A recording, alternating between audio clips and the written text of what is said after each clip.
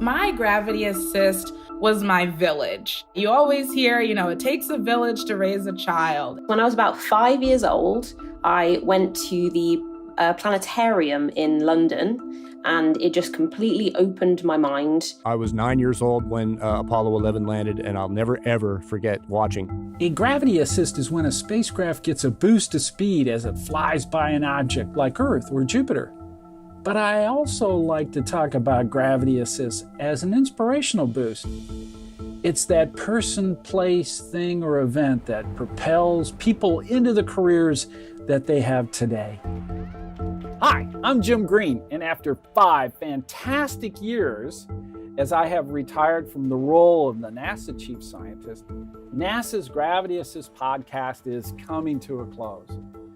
I'm so grateful to you, the listeners, for coming on this journey with me to tour the solar system and beyond, to investigate the moon, to search for life beyond Earth, and of course, to interview those that are doing the discoveries that we are every day. For this special final episode, we're going to talk about some of the highlights of Gravity Assist and some of our NASA memories of how we pulled these off. Now, it's not only me that made these things happen. And as you know, that takes a team. And that team is Liz Landau and Manny Cooper. And they're here with me to talk about the success that we've had and the workings that needed to make this such a success behind the scenes at Gravity Assist. So welcome, Liz and Manny. Thanks, Jim. Thanks, Jim. Glad to be here. And it's really hard to choose favorite episodes or even favorite Gravity Assist. But what I thought I'd do is have a chat with Liz and Manny about what our favorites are. So without further ado, Liz, what are your favorite episodes in Gravity Assist? Oh my gosh, Jim, it's so hard to choose. I mean, it's been such an incredible journey to learn about the solar system and beyond.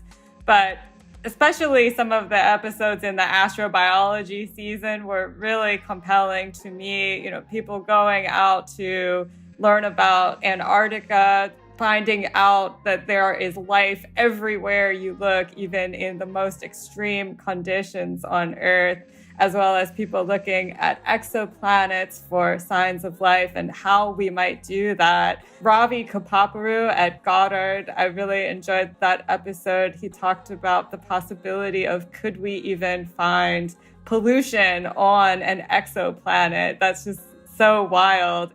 We can't make this show happen without our audio engineer, Manny Cooper. Manny, what are some of the episodes that really stand out for you? There are a couple of episodes that really resonate with me. The first one is the What Does Mars Sound Like episode with Nina Lanza.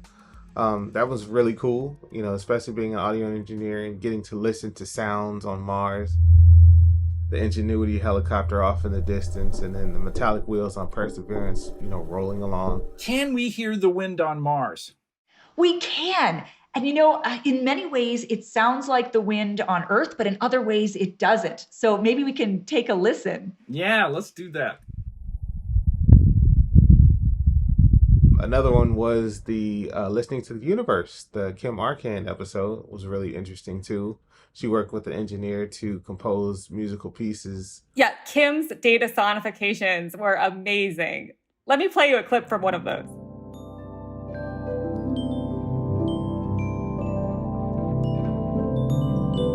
This is a very classic image. It's, of course, our home galaxy. We're looking at the inner, about 400 light-year region around the supermassive black hole, Sagittarius A star, at the very core of the Milky Way.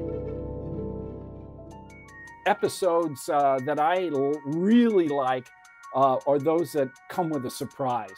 When Catherine Walker talked about how she almost fell through a glacier, I mean, my heart stopped.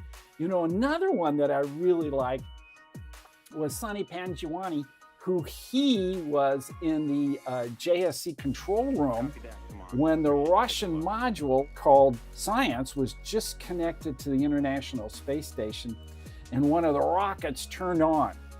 And that started the entire space station to spin. It was just surreal being there my first day and feeling like I was still stuck in a simulation.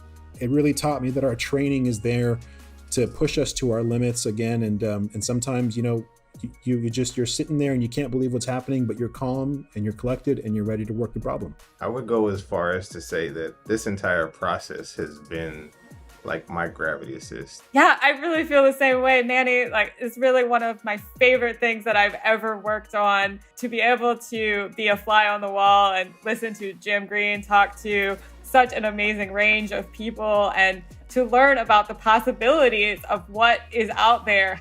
We do hope that all of our audience out there has been inspired by this show in some way, shape, or form.